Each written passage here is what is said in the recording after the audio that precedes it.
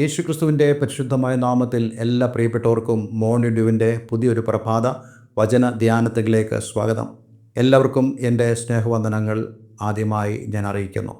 കഴിഞ്ഞ ദിവസങ്ങളിൽ വളരെ അനുഗ്രഹിക്കപ്പെട്ട ആത്മീക വചനചിന്തയിലൂടെ നമുക്ക് കടന്നു പോകാൻ തക്കോണം ദൈവം നമ്മെ സഹായിച്ചല്ലോ. എഫേസ്യ ലേഖനം 1-ാം അധ്യായം അതിൻ്റെ 3, 4, 5 വാക്യങ്ങളാണ് നമ്മൾ കഴിഞ്ഞ ദിവസം വായിച്ചത്. ഇന്ന് ഞാൻ ആ വാക്യം ഒന്നോടെ വായിച്ചിട്ട് ആ വാക്യത്തിൻ്റെ അവസാന ഭാഗം നിങ്ങളുമായി പങ്കിടുവാൻ ഞാൻ ആഗ്രഹിക്കുന്നു. സ്വർഗത്തിലെ സകല ആത്മീക അനുഗ്രഹത്താലും നമ്മെ ക്രിസ്തുവിൽ അനുഗ്രഹിച്ചിരിക്കുന്ന നമ്മുടെ കർത്താവായ യേശുക്രിസ്തുവിൻ്റെ ദൈവവും പിതാവുമായവൻ വാഴ്ത്തപ്പെട്ടവൻ. നാം തൻ്റെ സന്നിധിയിൽ വിശുദ്ധരും നിഷ്കളങ്കരും ആകേണ്ടതിന് അവൻ ലോകസ്ഥാപനത്തിന് മുമ്പേ നമ്മെ അവനിൽ തിരഞ്ഞെടുക്കുകയും തിരുഹിതത്തിൻ്റെ പ്രസാദപ്രകാരം യേശുക്രിസ്തു മുഖാന്തരം നമ്മെ ദത്തെടുക്കേണ്ടതിന് അവൻ പ്രിയനായവനിൽ നമുക്ക് സൗജന്യമായി നൽകിയ തൻ്റെ കൃപാമഹത്വത്തിൻ്റെ പുകഴ്ചയ്ക്കായി സ്നേഹത്തിൽ നമ്മെ മുൻ നിയമിക്കുകയും ചെയ്തുവല്ലോ. ഞാൻ ഇന്ന് നിങ്ങളോട് സംസാരിക്കാൻ ആഗ്രഹിക്കുന്നത് ഈ വാക്യത്തിൻ്റെ അവസാന ഭാഗമാണ്. അതായത് എഫേസ്യ ലേഖനം 1-ാം അധ്യായം അതിൻ്റെ 6-ാം വാക്യത്തിൻ്റെ അവസാന ഭാഗം. അവൻ പ്രിയനായവനിൽ നമുക്ക് സൗജന്യമായി നൽകിയ തൻ്റെ കൃപാമഹത്വത്തിൻ്റെ പുകഴ്ചയ്ക്കായി സ്നേഹത്തിൽ നമ്മെ മുൻ നിയമിക്കുകയും ചെയ്തുവല്ലോ. വാസ്തവത്തിൽ ഈ വാക്യമെല്ലാം പരാമർശിക്കുന്നത്, അതായത് ഈ 3 മുതൽ 6 വരെയുള്ള ഭാഗങ്ങൾ പരാമർശിക്കുന്നത് നമ്മളെക്കുറിച്ചുള്ള ദൈവത്തിൻ്റെ നിത്യമായ പദ്ധതിയെക്കുറിച്ചാണ്. ഞാൻ ഏതാനും ദിവസങ്ങൾക്ക് മുമ്പ് നിങ്ങളോട് സംസാരിച്ചിരുന്നുവല്ലോ. നമ്മൾ ഓരോരുത്തരും ദൈവത്തിൻ്റെ ആ നിത്യമായ പദ്ധതിയിൽ ഉൾപ്പെട്ടവരാണ്. ഈ ലോകത്തെ സ്ഥാപിക്കുന്നതിന് മുമ്പ് തന്നെ, അത് വെളിച്ചമുണ്ടാകട്ടെ എന്ന് ദൈവം പറയുന്നതിന് മുമ്പ് തന്നെ നമ്മെക്കുറിച്ചുള്ള ദൈവത്തിൻ്റെ പദ്ധതി യേശുക്രിസ്തുവിൽ ദൈവം ആരംഭിച്ചു എന്നുള്ളത് നമുക്ക് പഠിക്കുവാൻ കഴിഞ്ഞു, മനസ്സിലാക്കാൻ കഴിഞ്ഞു. ആ നിത്യ പദ്ധതി തുടർന്നുകൊണ്ടേയിരിക്കുന്നു. അതാണ് നമ്മൾ കഴിഞ്ഞ ദിവസം സംസാരിപ്പാനിടയായി തീർന്നത്.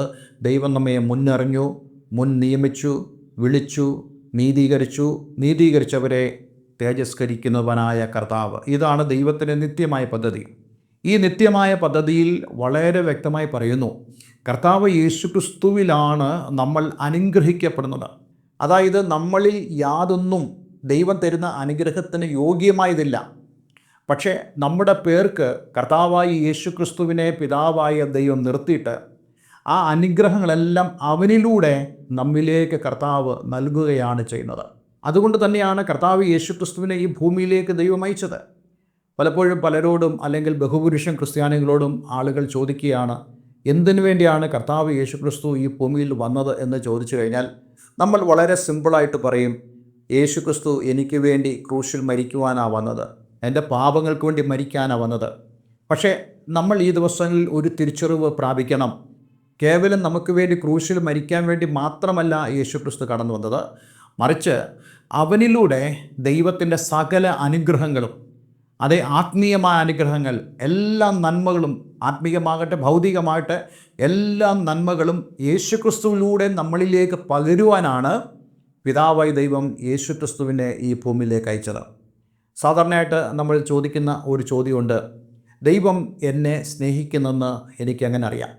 ഈ ഒരു ചോദ്യം പലരോടും ചോദിച്ചാൽ അവർ പറയും, ഞാൻ കുറേ നാൾ മുമ്പ് വളരെയധികം പ്രയാസപ്പെട്ടുന്ന സമയത്ത് ദൈവം എനിക്ക് വേണ്ടി ഒരു വഴി തുറന്നു. ദൈവം അത് തുറന്നതുകൊണ്ടാണ് എനിക്കത് ലഭിക്കാനിടയായി തീർന്നത്. അതുകൊണ്ട് ഞാൻ അവനെ സ്നേഹിക്കുന്നു.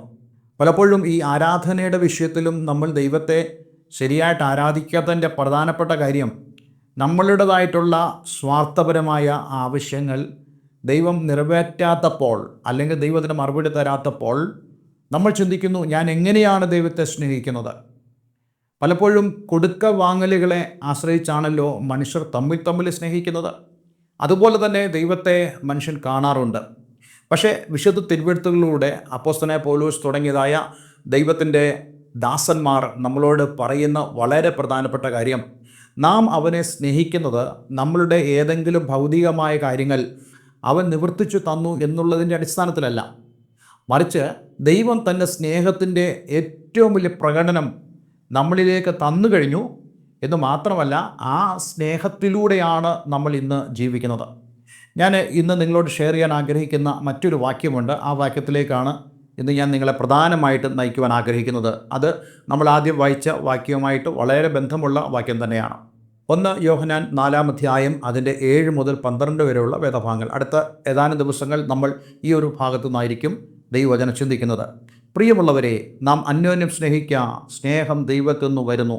സ്നേഹിക്കുന്നവനെല്ലാം ദൈവത്തിൽ നിന്ന് ജനിച്ചിരിക്കുന്നു, ദൈവത്തെ അറിയുകയും ചെയ്യുന്നു. സ്നേഹിക്കാത്തവൻ ദൈവത്തെ അറിഞ്ഞിട്ടില്ല. ദൈവം സ്നേഹം തന്നെ. ദൈവം തൻ്റെ ഏകജാതനായ പുത്രനെ നാം അവനാൽ ജീവിക്കേണ്ടതിന് ലോകത്തിലേക്ക് അയച്ചു എന്നുള്ളതിനാൽ ദൈവത്തിന് നമ്മോടുള്ള സ്നേഹം പ്രത്യക്ഷമായി. അടുത്ത വാക്യങ്ങൾ നമ്മൾ അടുത്ത ദിവസങ്ങൾ വായിക്കുന്നതാണ്. ഈ വാക്യങ്ങളെല്ലാം നമുക്ക് എന്താണ് കാണാൻ കഴിയുന്നത്? ഞാൻ നിങ്ങളോട് മുമ്പ് പറഞ്ഞല്ലോ, നമ്മുടെ ഏതെങ്കിലും ഭൗതികമായ ആവശ്യങ്ങൾ, അതിൻ്റെ പ്രാർത്ഥന ദൈവം കേട്ടു, അത് നമുക്ക് നൽകി എന്നതിൻ്റെ അടിസ്ഥാനത്തിലല്ല നമ്മൾ ദൈവത്തെ സ്നേഹിക്കേണ്ടത്, അല്ലെങ്കിൽ ദൈവം നമ്മെ സ്നേഹിക്കുന്നെന്ന് നമ്മൾ അറിയുന്നത്.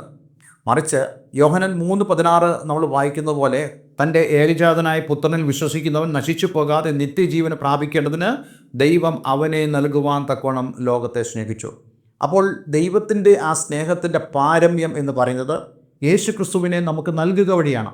അത് കേവലം യേശുക്രിസ്തു ക്രൂശിൽ മരിച്ചുകൊണ്ട് ആ സ്നേഹം പൂർത്തീകരിക്കുക എന്നുള്ള ആ ഉദ്ദേശം മാത്രമായിരുന്നില്ല.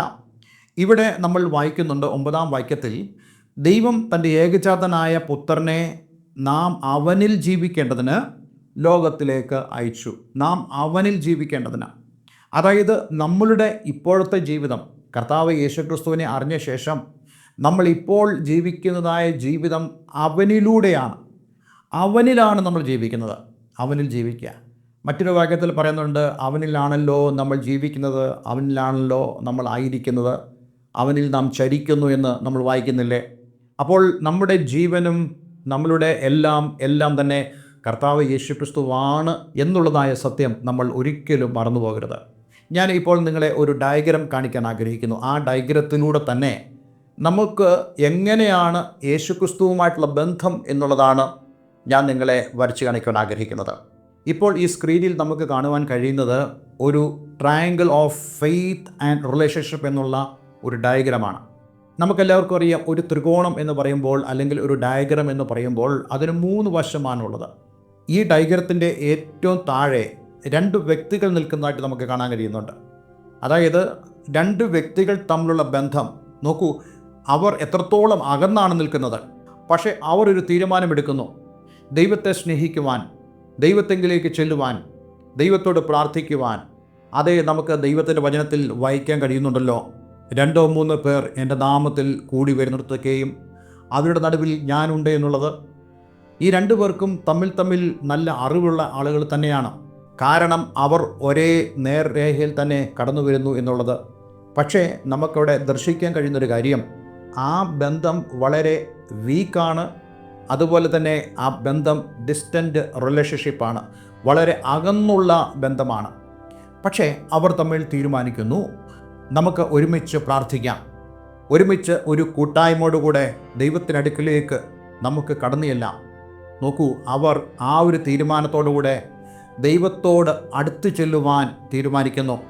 അതെ, ആ ഡയഗ്രത്തിൻ്റെ മുകളിലോട്ട്. ഈ ഡയഗ്രത്തിൻ്റെ മുകൾ ഭാഗം ദൈവത്തെയാണ് പ്രതിനിധീകരിക്കുന്നത്. അവർ ദൈവത്തിനടുക്കിലേക്ക് കടന്നു ചെല്ലുമ്പോൾ നിങ്ങൾ ശ്രദ്ധിച്ചേ, അവർ തമ്മിലുള്ള ആ റിലേഷൻഷിപ്പ്, അതേ, ആ വീക്കായിരുന്ന, ദുർബലമായിരുന്ന ആ ബന്ധം ഇപ്പോൾ കൂടുതൽ അടുത്തടുത്ത് വന്ന് അവസാനം അവർ 2 പേര് ദൈവത്തോടുള്ള ഫെലോഷിപ്പിൽ ഒന്നിക്കുന്നു. ഇതാണ് സ്ട്രോങ് ക്ലോസ് റിലേഷൻഷിപ്പ്. അത് സാധ്യമാകുന്നത് ദൈവത്തിൻ്റെ അടുക്കലേക്ക് ചെല്ലുന്നത് വഴിയാണ്. ഇത് സംഭവിക്കുന്നത് സ്നേഹത്തിലൂടെയാണ്. നമ്മൾ അതാണ് ഇവിടെ ചിന്തിച്ചത്, നാം അവനാൽ ജീവിക്കേണ്ടതിന് വേണ്ടി. നമ്മുടെ ജീവിതത്തിൻ്റെ ഏറ്റവും മുകളിൽ, അതേ, ഈ ത്രികോണത്തിൻ്റെ ഏറ്റവും മുകളിൽ കർത്താവ് യേശുക്രിസ്തു നമുക്ക് വേണ്ടി നിൽക്കുന്നത് പോലെ ദൈവം നമ്മളോട് പറയുന്നു, നാം അവൻ്റെ അടുക്കിലേക്ക് കടന്നു ചെല്ലണം.